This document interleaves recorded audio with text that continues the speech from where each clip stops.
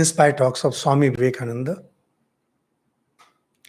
Om Namah Shri Yatirajaya Vivekananda Suraye Sachit Sukha Swarupaya Swamine Tapaharine. We had been discussing what Swamiji had talked on July 11th, 1895. It was a Thursday. The previous class we had stopped at the Buddhists were the most logical agnostics. We had explained this statement. Those of you who are into reading books and who are into philosophy would know these things, and these things are basically very simple, not that complicated. And there was this sentence, you can really stop nowhere between nihilism and absolutism. We had tried to explain it as much as we could, and then we had ended the class with the statement that we will have a short discussion today too. So now this is a very interesting statement because Swamiji was not a philosopher. You can bring out philosophy from the words of Swamiji. For example, the Vedas. The Vedas are not a philosophy. You can bring out philosophy out of it. Similarly, not only philosophy, you can bring out quite a few things from Swamiji's words.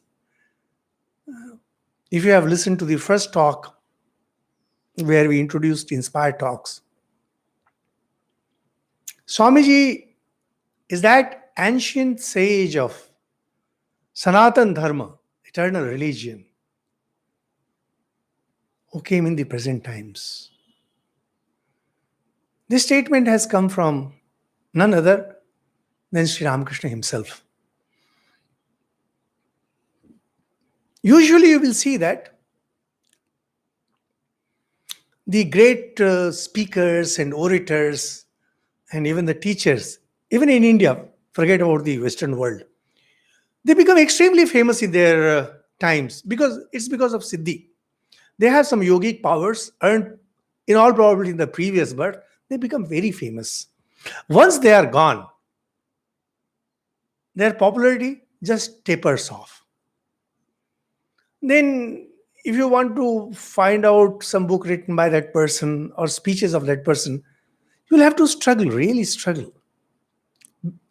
Whereas if you go back to the ancient texts, like say the Upanishads, Ramayana, Mahabharata, people are still writing books based on the Ramayana. Why? Because a work by the sages, they are eternal. Works by the philosophers, they taper off.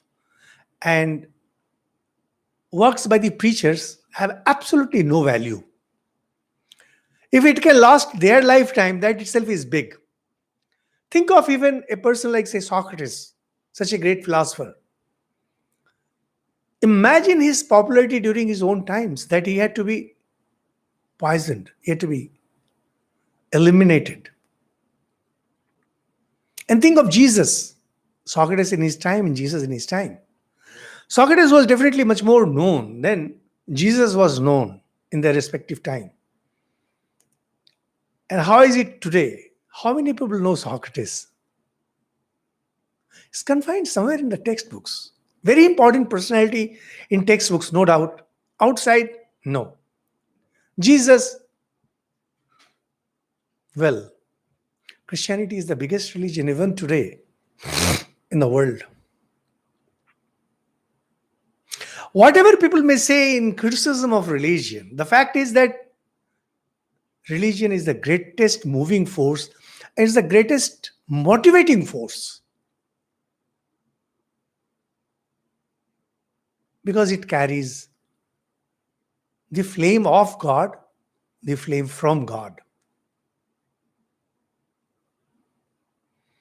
Now, if you look at the works of Swamiji, earlier it was 8 volumes, now it is in 9 volumes. 9th volume is, of course, so mostly collections from here and there, certain things which were not available earlier. 8 volumes is good enough. If you read those 8 volumes, you find that you can bring out so many things out of complete works.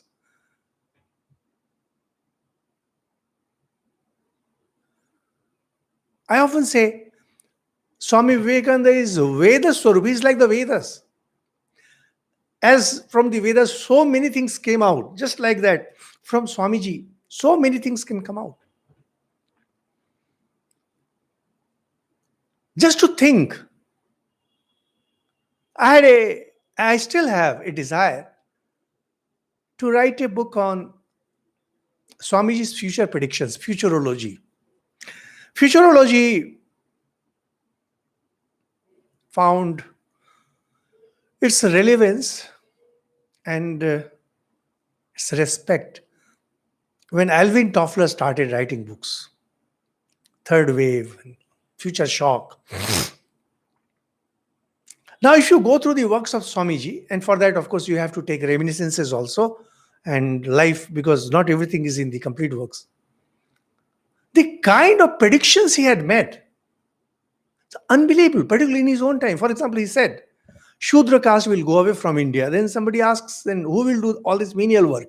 Swamiji says, machines. See, today, just look all around you. The work that was done by Shudra, the menial work, it's gone completely. So Shudra, as far as the term related to work is concerned, it has now lost all significance. For reservation, it's okay. For marriages, it's okay. Social status, it is okay. Otherwise, it has lost all its relevance. Swamiji had very clearly said that the next revolution will come from Russia or China, and see what happened after the Second World War. First World War and then Second World War. He had told, whole of Europe is sitting on powder cake. Any day it may explode. Swamiji said, and within 12, 14 years of his saying, there was this First World War. And you'll be shocked to know that Swamiji had very clearly predicted China will rule the world. At that time when anybody and everybody could go and hit China. At that time, he had predicted, and see today how China has become superpower. But these are ordinary. I do not want to work on these things. These are very ordinary things because they are obvious. But there are lots of statements Swamiji has given. Lots of statements which have deep significance and whose implications will work out maybe after 50 years, 100 years, 200 years. We don't even know because we don't even understand how they will pan out. Now, this statement that you can stop nowhere between nihilism and absolutism is one of those statements in philosophy. Those who are into philosophy, I don't mean the Indians because Indians don't go deep. We don't like to go deep into any subject. He says either there is absolute zero or there is complete absoluteness. In between, it's all meaningless. So whatever you're talking about, all the philosophies like idealism and realism and subjectivism and objectivism and Kant and Hegel, they all lose significance. It is either Shunyavada of the Buddhists or it is completeness of Vedanta. In between, it has absolutely no significance, no meaning. Now, why Swamiji talks like this? This is, those of you who are interested in Swamiji, you should find this statement fascinating. So, my good friend, Shri Ajay Nayakji, he listens to these talks religiously. Even he was telling us such a phenomenal statement. Now, to understand this, although we had discussed it in the previous talk, there is a very simple shlok in Gita where it says, like Arjuna did not want to fight the war. And he said that how can I go on killing all my relatives like this? Then Lord Krishna placed before him three possible philosophies of life. One was You are born and you die again, again, and again. The common perception that we have in Hinduism. Second one was the absolutism of Vedanta. Atman never dies, Atman is never born, Atman alone exists. And third was something from which Buddhism comes out. Avyaktadini bhutani vyakta madhyani bharata avyakta nidhananyeva tatraka paridevana. Before you came into existence, you did not exist. Once you are dead, you will not continue to exist. Why bother about the middle? Whenever I chance to deliver talk on this shlok, I get animated. Probably I stay animated even otherwise. I get animated. Such a phenomenal statement. This is what surprises me of Gita. Whosoever wrote Gita, whether it was Veda Vyas who wrote or it was Lord Krishna himself, because Acharya Shankara says whatever Lord Krishna said, Veda Vyas organized that in 700 verses. The very idea that whatever philosophy is there in the world can ultimately be brought down to these three. Either you continue to transmigrate indefinitely, or there is absolutism of Vedanta where you don't die, you are not born, or there is this statement of fact that you don't exist initially, suddenly you come into existence, and then your existence goes away forever.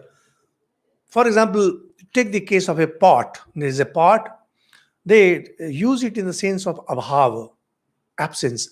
A pot was created. Before the creation of the pot, it did not exist. However, its absence was permanent. Absence of that pot was permanent earlier. And suddenly the pot comes. And then pot breaks. And after that, its absence becomes permanent.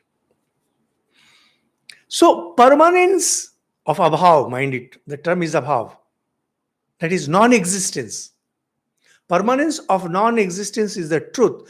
In between the existence, which is, you can say, phenomenal dependence, comes into existence. Why bother about it? As far as philosophy is concerned, it can have very serious philosophical ramifications. In Mandukya Karika, which we intend to take after the series was over, this or maybe after Raju, Mandukya Karika very beautifully puts it. A thing which had no beginning, a thing which has no end, how can it exist in the middle? Actually, it's a very, very serious question. If it did not have a beginning, if it did not exist in the past, and if it will not continue to exist in the future, how can you say that it exists in the present? And most logically, Mandukya Karika, by Gaudapada and commented by his disciple's disciple, Acharya Shankara, he shows that if a thing did not exist in the past and will not exist in the future, how can it exist in the present? A very serious thing. And when applied to objects, any object, think of any object in the world, this is the ultimate truth. It did not exist. And somehow, magically, it came into existence. And after a time, its existence will go away. Now that, after a while, that term, after a while, may stretch to maybe 15 billion years, as the scientists say about this universe. But what is 15 billion years in eternity? Nothing. Nothing. It's nothing. And what is my life of 100 years in this, say, 15 billion years? Nothing. You can't even locate it where it exists.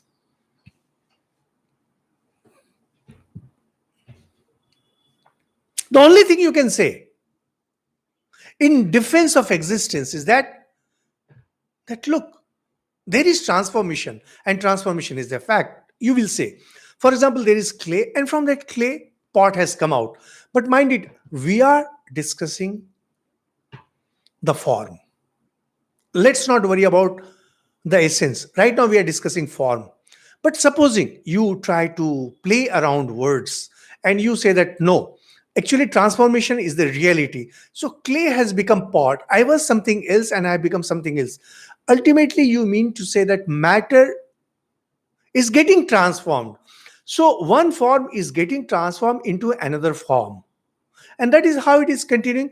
In that case, you will have to admit that matter is a permanent reality. So matter is a permanent reality. And in this, transformation is going on perfectly, nothing wrong with it.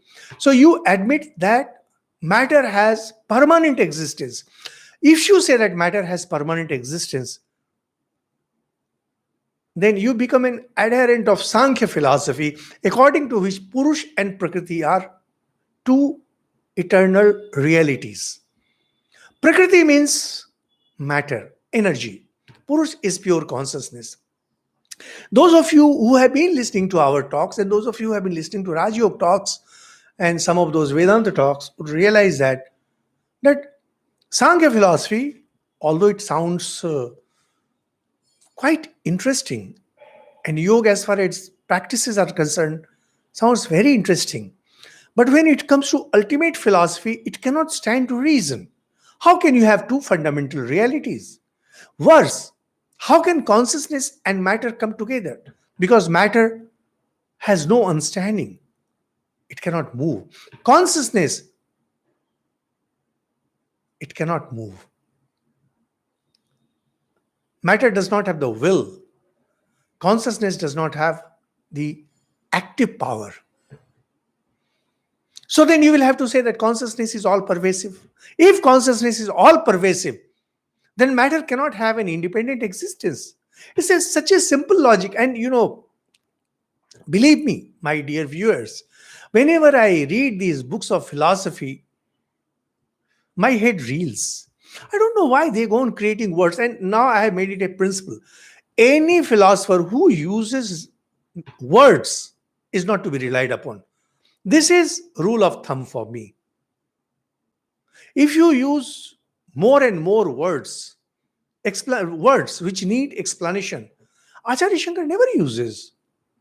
Read his works, read his explanation on, say, Gita, Upanishads, or his commentary on Brahma Sutra. He never uses. Swami Vivekananda never uses. Never. Immanuel Kant, he just goes on creating new words. He's a master at that. Hegel, he goes on creating new words and with new philosophy and your hypothesis, just can't rely on them. Naiyayiks, Vaishesik. In India, we find Sri Aurobindo. He just goes on using such terms which normal people can't even understand. So you need to be trained in his philosophy. Now, if you need to be trained in a particular philosophy, to that extent, it only means that you are not explaining the fundamentals. If you want to explain the fundamentals, you don't need to generate words. When it comes to Purush and Prakriti, and their meaning are very simple. And not only Vedanta, even other systems of philosophy attack Sankhya exactly on this point. Sankhya tries to answer, but the answers are not satisfactory. So if you just say that ultimately, yes, I accept matter and consciousness as two realities, no, it creates lots of problems. Then you take the approach of science. Matter somehow produces consciousness. This is a very interesting thing. Matter somehow produces consciousness. Those of you who are aware of the present day science, you will see that they are taking that approach. There is energy, and there, according to Einstein's theories, it changes into matter, and matter somehow produces consciousness. I tell you, it is simply full of rot. And not rot. Rot is a very mild word. It is stinking rot. You know why? Because it raises more questions than it answers.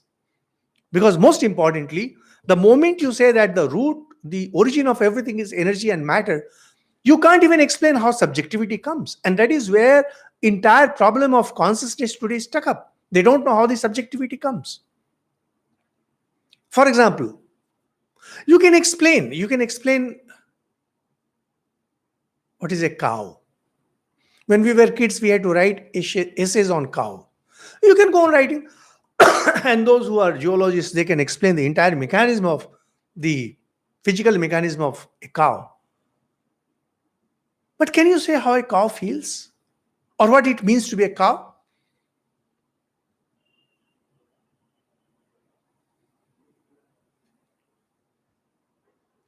Once somebody was telling me long ago that the world literature is full of works by male persons, and these male persons can never feel what it means to be a female.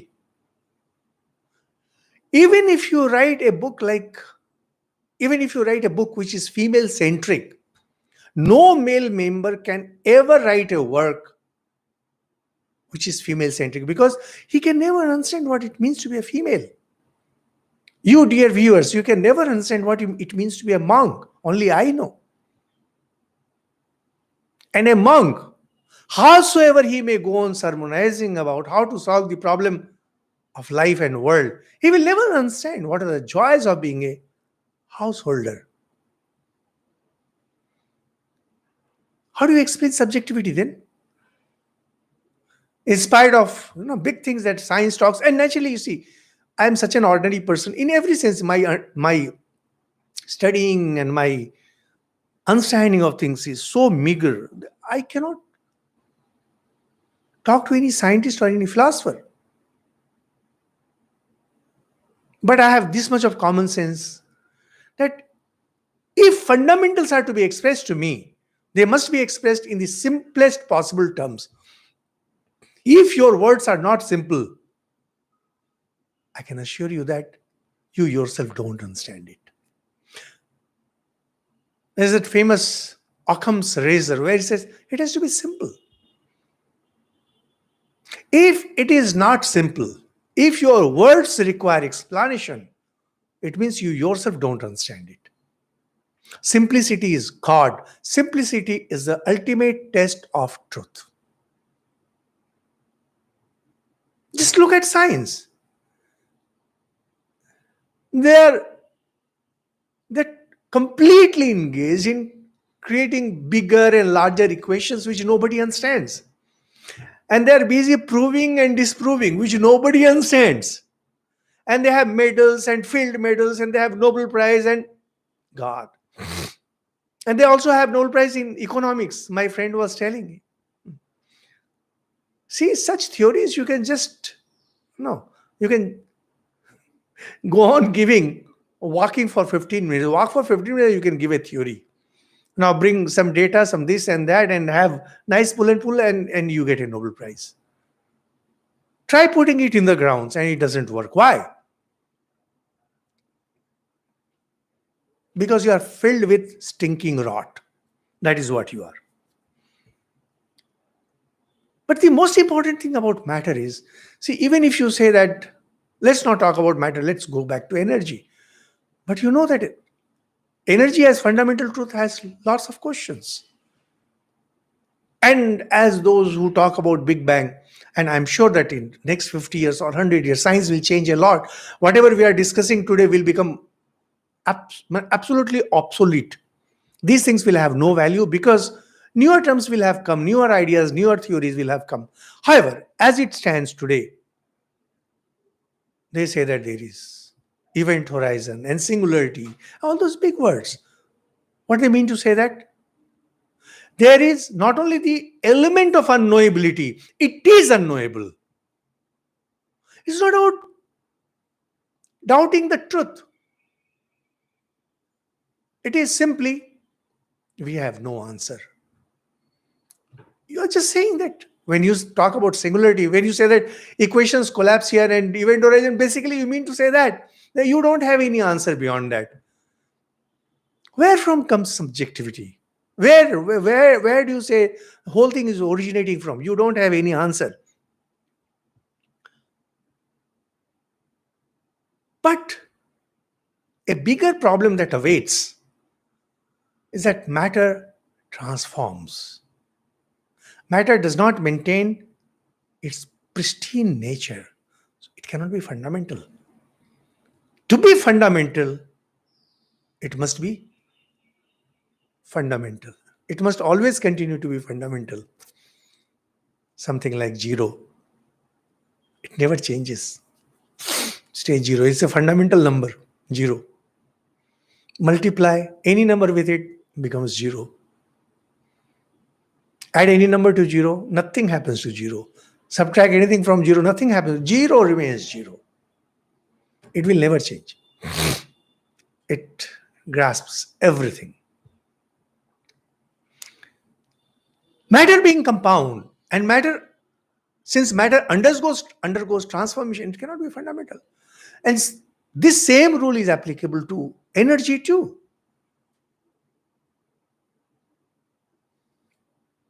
Energy transforms, and because it transforms, it cannot be fundamental. And then comes mind. Mind has the same problem. We know mind. Subjectivity. Through subjectivity, we know what is mind. Through subjectivity, we know what is matter. Through subjectivity, we know what is energy. Since we know them, there has to be something which is more fundamental than what is being known. It's such a simple argument, and elegant. You don't need big words for that. It's such a simple thing. If you know something, it means you have succeeded in grasping it. And if you have succeeded in grasping it, it simply means that that which is grasping it is more fundamental.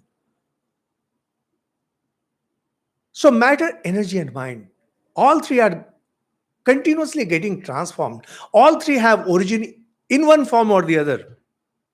So what does it leave us with? Mahayana Buddhists, the popular Mahayana Buddhists, they say Shunya. Now, when they say Shunya, they mean to say that it doesn't have a swabhav. And by swabhav, they mean essence.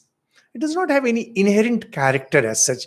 Because if it has some inherent character, that will continue to be whatever it is. For example, in our common understanding, fire has the power to burn. The burning power is fire's swabhav. But as we have been discussing matter and energy, you will know that in the ultimate analysis, neither matter stands, nor energy stands, nor mind stands. If you go to Theravada, the other sect, they say that there is no Atman. Because ultimately, Atman is also Swabhav only. It's the essence of human beings, it's the essence of living beings. I am putting things very simplistically because we cannot go on discussing this thing forever. The simple thing is, the world that we see around is composed of matter. Is matter fundamental? No. Then if you apply Einstein's theory of relativity, energy becomes fundamental? No, it is not. It cannot be. Then mind, through which we have been grasping? No, it is not. What we are left with? Shunya. Nothing is permanent here. So either you go for Vijnanavad, where everything is interdependence is there, phenomenal dependence, big terms, these Buddhists. Oh my God. Actually, their main core religion, core philosophy was not only simple, it was simplistic. Compared to Hinduism, mind it. Hinduism is so vast. It's just so vast. Just those of you who are interested, just listen to my talks in Hinduism series. I have given just some talks on the Vedas. Just listen to those hymns and see the grand state. And Lord Buddha refused to accept the Vedas. And the words of Buddha were highly simple. Now, if it's highly simple, how do you make philosophy out of it? You will have to add matter. For example, the same thing happens with some of these religions. They don't have much to say as far as spirituality is concerned. So they just add matters from outside, make that thing big, frothy, and then they go on to explain. You don't require these things in Hinduism because the material supplied through spirituality itself is so used that you can just take a piece out of it and then go on explaining. When I read this Neo-Buddhism, nowadays popular in America, and in America, Everything becomes popular. Anyone goes becomes popular. You just have to package it properly. You have to just say that, well, this is meant for you. Somehow you have to persuade the other that this is meant for you. Once they can grasp it, it becomes a fad. And people will say, this is the religion of future. What religion of future? Such a small sect of Hinduism. Such a small sect of Hinduism. So they say that it is nihilism. There is no ultimate truth. There is no substratum. So neither objects have any essence, and nor there is any Atman. Perfectly all right. Vedanta does not accept it. And remember, Vedanta is far older than Buddhism. Now, did Lord Buddha make this mistake? No, he did not make the mistake. We have been discussing it many times. He never. It was his learned disciples, mind it, learned with a capital L. And I'm not talking derisively. I mean admiringly. They may not have had the spiritual flight, spiritual eminence of, say, Lord Buddha or any of the sages. But as far as their intellect is concerned, they were masters. Now, see, it's not easy to have a Shankaracharya and Swami Vivekananda bond every now and then. When you look at Shankaracharya, you find that he had that spiritual eminence as well as also he was an intellectual colossus. Same with Swamiji. We don't understand of Swamiji. We have understood practically nothing of Swamiji yet. One thing that India has taken from Swamiji as of today is try to serve. So now we have some NGOs and now people are trying to serve. And earlier, say 100 years ago, people were not into serving. Swamiji made a philosophy out of it. But there's such a one single statement from Swamiji. There are literally thousands and thousands of statements from Swamiji which need to be worked out. And you need a great mind to work those things out. Now, Buddhists, they had great minds, but the spiritual content was lacking. After all, one master cannot give you everything. It's just not possible. And in Hinduism, you had hundreds and thousands of sages who have contributed in the mother religion. Vedanta approaches the entire thing differently, which we have discussed many times. But because we are discussing the topic, we can just say, Acharya Shankar very beautifully places it, that here is this pen. Now, when we say that this pen exists, he says there are two simultaneous ideas working. Now, this is an example which I have used many times, and some of you must have understood it by now. What is that? Here is the pen. We can ascribe a color to it. It's bluish.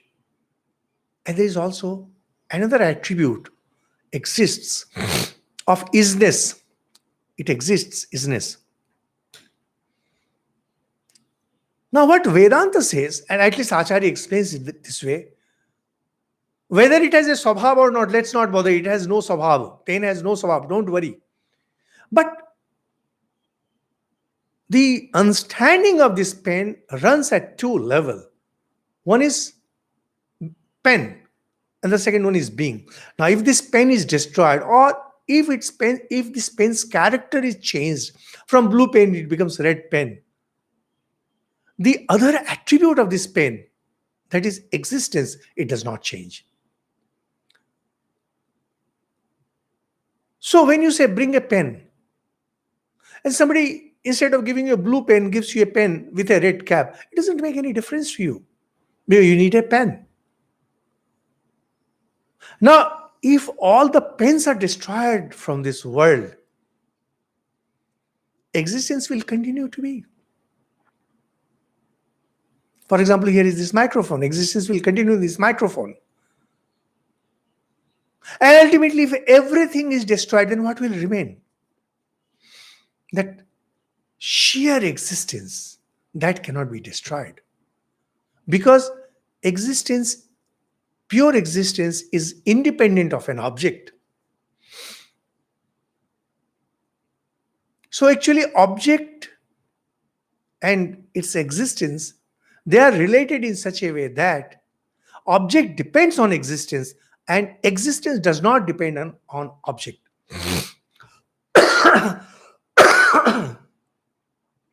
It's slightly difficult to grasp, or maybe many of you might have grasped it. This is a very interesting thing. So even if everything is destroyed, as far as pure existence known as Sat will continue to be there, nothing can destroy it. Because the idea of existence will always continue to be there. See what happens? Vedanta uses 6 systems of knowledge. How do we know things? And one of them is non-existence, abhava, absence of something. Now, to have a negation of something, first you need to have a positive idea of its existence. When I say that an elephant is not here, there is no elephant on this table, I must have an idea of elephant. Only then I can say elephant is not here. I'm searching for a pen, particular pen. I say this pen is not here. Why? Because I have the idea of that pen that has to be there. When we say that there is no existence, when you say there is no existence, the idea of existence has to be there. Unless you say that the idea of existence is there, you cannot negate its existence. Actually, it's a very simple logic. And I don't know why people make so big of it. Or maybe I'm too stupid. Because it has to be, because I understand things so simply, provided these are simple truths. The moment they complicate things, I see those words and my mind goes into complete confusion and I fall asleep. Whether I am reading something or listening to someone, I immediately fall asleep.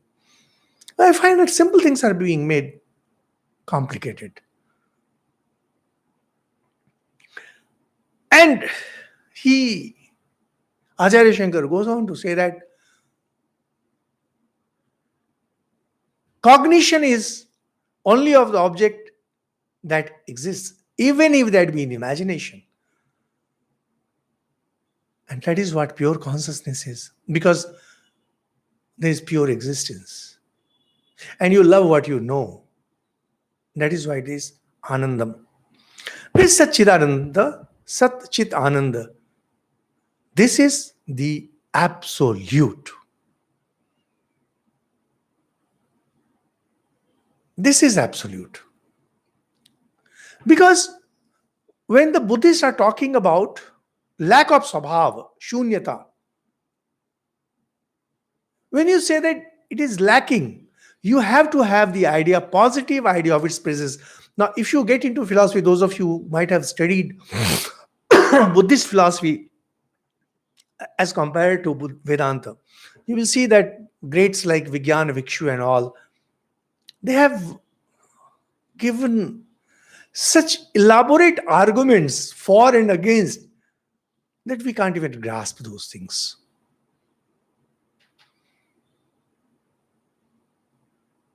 So Vedanta goes by absolutism, whereas Buddhism goes by nihilism. What about the Western philosophy, which has neither the idea of absolutism nor the idea of nihilism? It's very interesting. Swami Vivekananda once went to speak at Harvard. William James, he was such a great person. And William James, he wrote philosophy as if he was writing fiction. William James made great contribution in philosophy. He also made great contribution in psychology. And he gave the philosophy of pragmatism, which is the American philosophy, that whatever is done should be measurable. It should be capable of getting converted into, say, gold. Americans, they cannot think of anything outside money, anything outside dollar. Now, William James, He was a great critic of absolutism in any form. Now, when Swami Vivekananda spoke, this is a very famous, you'll find in complete works, Swami Vivekananda's lectures at Harvard. So now people try to coax William James up because he was against any form of absolutism. And here was Swami Vivekananda speaking on Vedanta, absolutism. But the culture of Harvard demanded that the guest speaker was never objected to by the head of the department. So William James did not speak anything. Later, two students were heard talking about Swami Vivekananda. Oh, his words are so simple, I could understand everything. So the idea is that if you can understand everything, then you are not worth listening to. My idea is entirely different. I should be able to understand what you're saying. I should be able to understand every word of it. Now, if you, with this understanding that if you try to understand the philosophy of the Western minds, all those idealism and realism and Kant and Nietzsche, go on naming, you'll find that on the one hand you have this nihilism, on the other hand you have absolutism. Because as we showed, you go on pushing, ultimately nothing remains. However, if you try looking at things, you find that there's absolutism. However, in between, whether it be Dvaitavad, Vishishta Dvaitavad, Advaita Dvaitavad, Shuddha, nothing. These are mere wordplay. These are wordplay and these are mind play. You have some following. You have some good mind. You write a nice book. And the world is such that a word will find its reader. There will always be some reader. And actually there will be some admirer. So, but as far as pure argument is concerned, you cannot have anything other than these two. So why not have either this Shunyavad or maybe Vedanta? Now Swamiji begins. This is where the discussion gets really interesting. The Buddhists were intellectually all destroyers, carrying their theory to its ultimate logical issues. Sarva Vainashik. Their name is Sarva Vainashik. They destroy everything. Swamiji, these are not the words of Swamiji, Sarva Vainashik. The traditional attack against Buddhists.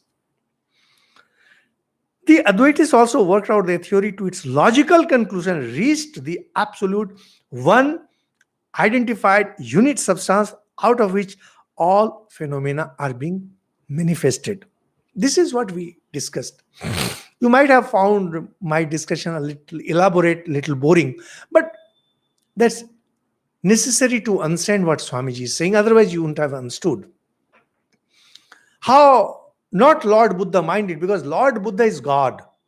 Lord Buddha will never say a false philosophy. What Lord Buddha was telling, that focus on realization, everything else is meaningless. Now the great minds, when they pour their minds into that,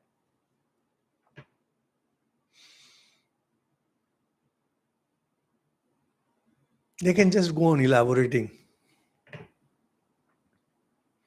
Both Buddhists and Advaitis have a feeling of identity and non-identity at the same time. This is a very interesting thing.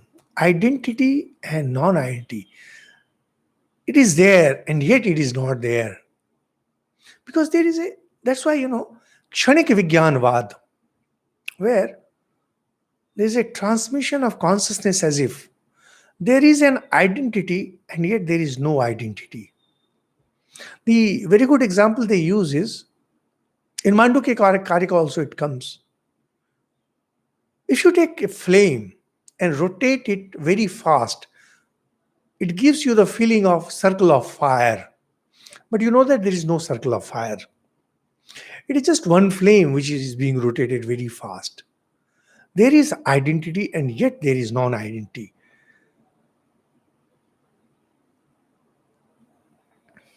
According to Buddhists, there being no swabhav, it has no inner essence, so things do not exist. According to Advaitins, it is Satchidananda on which this play of name and form is going on. This play of name and form is Maya.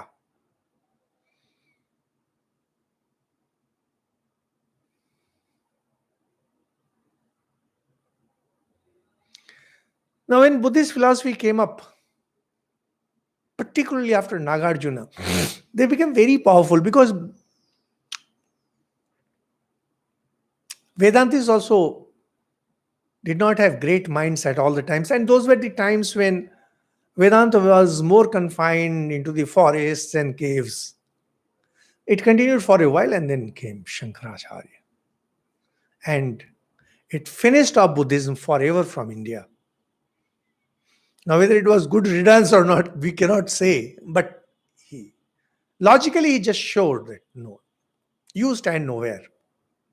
And that's why Buddhism continued to thrive only where Hindus were not there, like in Sri Lanka, in China, Tibet, etc. Mainland of Hindus, they just showed Buddhism its place. Now, I don't mean any offense. I mean, but don't take it personally. I'm just stating what it was. And for example, lots of Hindu philosophies have come back only through Buddhism because Buddhists had a great love for scholarship, which Hindus did not have. So Yun Sang, Fayan, these are just two names. There were hundreds of scholars who used to come to India and study both Buddhist literature and Hindu literature, and they took it and translated it into Tibetan. And in Hinduism itself, they were lost, partly because of Muslim invasion. Then during British period, lot of material was rediscovered. And one great person to have been into it was Rahul Sankritya. And he had become a Buddhist and he went to Tibet and he went up to Afghanistan and Kabul, maybe up to Iran, and then, but mostly to Tibet. And from there, he brought lots of texts which were retranslated and found that, well, these are the Hindu philosophical systems. So one of these feelings between identity and non must be false and the other true. The nihilist puts the reality in non-identity. Nihilists, the Shunyavadins, or Buddhists as such, because Buddhists are considered to be nihilists. The reality they believe in non-identity, as we have explained. The realists put the reality in identity. Absolutism, nihilism. And this is the fight which occupies the whole world. This is the tug of war. Actually, if you see this absolutism and nihilism, and if you go on mixing it, different percentage, different philosophy will keep coming up. After the 6 systems of philosophies were written down by the great philosophers like Kapil and Patanjali and Gautam and other philosophers, India has not written a single work of philosophy.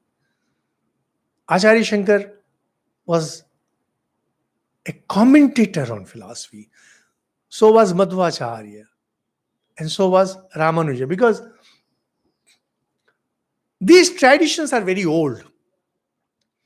We had great learned monk Swami Tapasyanandaji Maharaj. A great monk, he lived mostly in Chennai. He has written great works, great. And one of them is Bhakti Schools of Vedanta.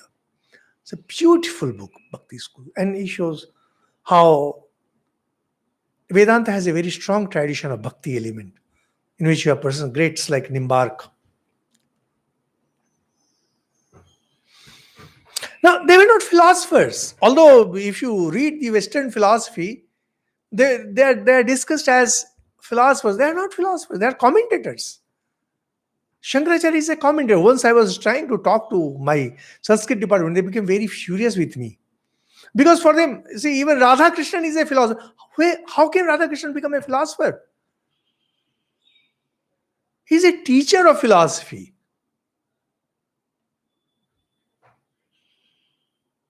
If every housewife who cooks is a scientist, then Radhakrishnan is also a philosopher. Now, everyone who cooks simply because concocts some spices and comes up with some delicacy or non-delicacy, you don't become a scientist that way. And just by teaching philosophy, you don't become a philosopher. India's run with philosophy ended long ago. However, there were some non-Vedic schools, mostly pertaining to, say, Shakti schools and to Tantra schools, but they were never looked up with admiration. So India has not produced a philosopher. And when Swami Vivekananda came, he was not at all a philosopher. He's a sage. Now he has added to our woes. Added to our woes because the Vedas were already there to create that massive confusion. You can't understand. And then comes Swamiji. The simplest thing that we have before us is Vedanta. It's now more or less well organized and it has become fanciful. Nowadays it become much more fanciful. Today I was talking to one of our viewers, very nice person, Rohit Mishra, and he has been following some of my talks, and he was talking, he said that now Vedanta has become so fashionable that people listen to it without understanding anything, and it simply doesn't help anyone in any way, and it creates mass of confusion. It gives you entertainment for a while. Anyway, the important thing is Vedanta is at least a complete philosophy.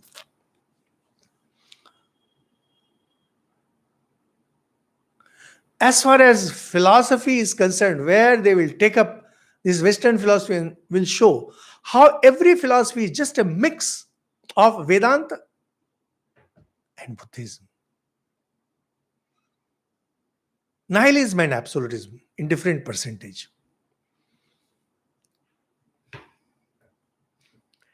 The really Shastra. Now, Swamiji discusses the difference of opinion and attacks and counterattacks. The realist asks, how does the nihilist get any idea of identity? So now if you say that everything is shunya, how do you get the idea of identity? How does the revolving light appear a circle alat that we mentioned? A point of rest alone explains motion.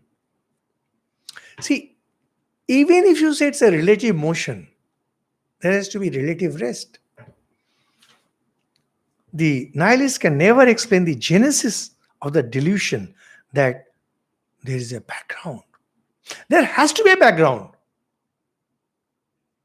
If you alone are in this universe and moving at some speed and there is nothing else, how can you feel that there is motion? When you say that you are moving, either there has to be rest or at least there has to be someone moving at relatively lower speed. Otherwise, how can you compare? How can you say that you are in motion? To say that you are in motion, you have to have the notion of rest. It's such a simple thing. I mean, it's no rocket science. Neither can the idealists explain how the one became the many. Now, this is the problem with Vedanta. And Vedanta does not have any answer to it. Okay, fine, there is pure consciousness. Then how did it become many? Why is it that me and my specs and this camera, they are all separate identities? Actually, Vedanta doesn't have any answer to it. What Vedanta does is, it systematically explains Maya. Some of you might have heard of snake and rope and crystal and flower. These are the ideas that try to give you an idea of Maya. And Maya is considered to be the weakest link in the chain of Vedanta. So what every philosopher does, everyone, Ramanuja and Madhva and all those, every philosopher, he comes and attacks Maya. And so they even say that Vedantis are Mayavadins. When Acharya Shankar was asked, what is Maya? Simply says that statement of fact. It is a statement of fact. Swamiji also explains Maya as it's a statement of, we all know.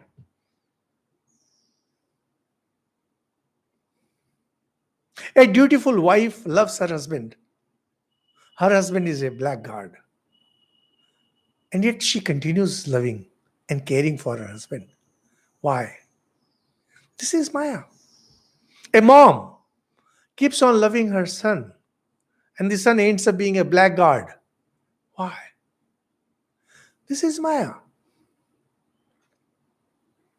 So Acharya Shankar, yasya drishyate tasya. One who sees this, he is in Maya. What is there to explain? That which is obvious, that which is evident, you don't need to explain that. The only explanation must come from beyond the sense plane. Now, this is where Swamiji changes completely. See, there's a difference between philosopher and sage. A philosopher will try to explain and will never succeed in explaining. This is what Acharya Shankara says. You cannot prove or disprove Brahman.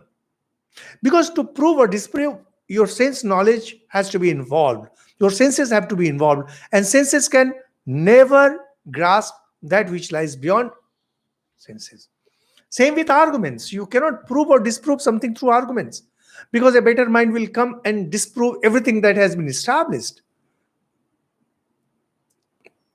Swamiji is a sage. He doesn't care for all these arguments. He simply says the only explanation must come from beyond the sense plane. No, I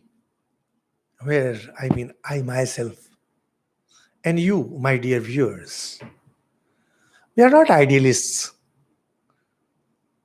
We are not realists. We are not opportunists. We are seekers of spirituality. Spiritualists. We don't require philosophy for it. We need to have a basic understanding. And after that basic understanding, we don't need to go beyond that, because if you go beyond that, you will be completely lost and forever.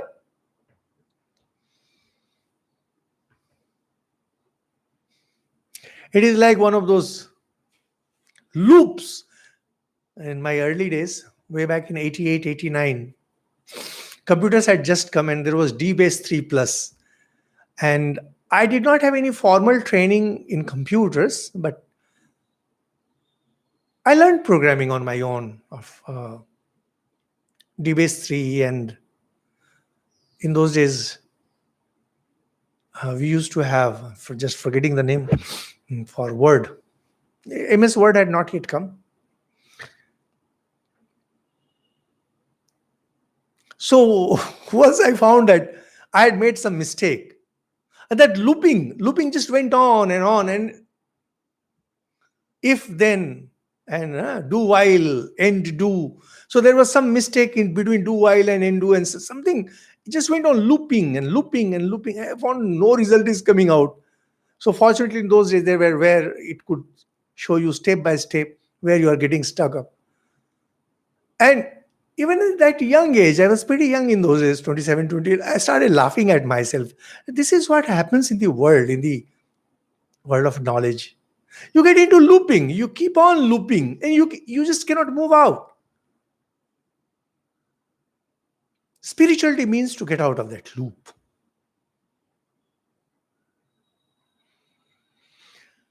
It must come from beyond the sense plane. You must rise to the superconscious, to a state entirely beyond sense perception. In gospel, we come across the statement where somebody was trying to argue with Sri Ramakrishna, and Sri Ramakrishna became furious and says, what should I listen to? Why should I listen to? I've seen it like this. I've seen it. What is there to argue? What is there to say whether it is Shunyavad or Vijnanavad? I've seen it like this. Finished. The metaphysical power is the further instrument that the idealist alone can use. Now, this is again a phenomenal statement from Swamiji. It's only the idealists, that is the Vedantins, the absolutists, who can use a metaphysical power. Buddhists do not have that permission. They cannot. So he can experience the absolute. Now, if your ultimate is Shunya, you can experience only Shunya. But if your ultimate is absolute, Brahman, you will experience Brahman. And then Swamiji says, after semicolon, the man Vivekananda can resolve himself into the absolute and then come back to the man again. This is where Vedanta supersedes all. No philosophy can come anywhere near Vedanta simply because of this. Because see, if you look at Abrahamic religions, say Judaism, Christianity, and Islam, you have to die to go to the heaven. So there is no one who can come and say what's happening. In Buddhism, other than say Bodhisattva, as far as their philosophy is concerned, you merge nirvana. Even our famous statement, if you die in Kashi, you get mukti. You will be liberated once you die. Vedanta is not that. Vedanta is yev taijita sargo yeshan samye sthitang manaha. You have to conquer duality here itself, and you have to become one with the absolute. Vedanta, there simply cannot be any comparison to Vedanta, because it very clearly says that you can be one with the absolute and can come back. So when you come back, you will have that knowledge of the absolute, which no other religion can ever claim, can ever have the knowledge of God and come back. According to their own theories, according to their own philosophical ideals that they present, according to their theology, you cannot go know God and return. And that's why Islam says that Prophet Muhammad is the last Nabi, last prophet. It's not permitted. In Vedanta, this is the essential condition. Unless you have been one with the absolute, you have no right to discuss religion, no right to discuss philosophy. So Vivekananda goes and becomes one with the absolute and returns. Now he's a different Vivekananda. So we have that mythological stone where iron goes and touches that stone and becomes gold. So iron goes, gets converted in gold and comes back. Internally it has become gold. Externally it appears to be iron. Nobody can make out what it is. The person knows, and his words speak of the difference that has taken place, the change that has taken place. For him, then the problem is solved. And secondary for others, for he can show the way to others. This is where India has so many prophets. Hinduism has so many prophets because we can do it, others cannot do it. Once a person can do it, he's a prophet. Thus, religion begins where philosophy ends. Well, whatever discussion I have made, that gives you a clear idea. The good of the world will be that what is now super conscious for us will in ages to come be the conscious for all. This was one word of Swamiji which keeps coming repeatedly. He wanted that the future human civilization will have this super conscious state as consciousness. That means it will be a matter of fact for everyone. Religion is therefore the highest work the world has, and because man has unconsciously felt this, he has clung through all the ages to the idea of religion.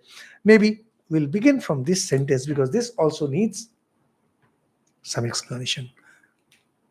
I hope you don't mind my explaining things in detail. So, well, that's the end. Thank you so much. Om Shanti Shanti Shanti. Hari Om Tassat. Shri Ram Krishnarpanamastu.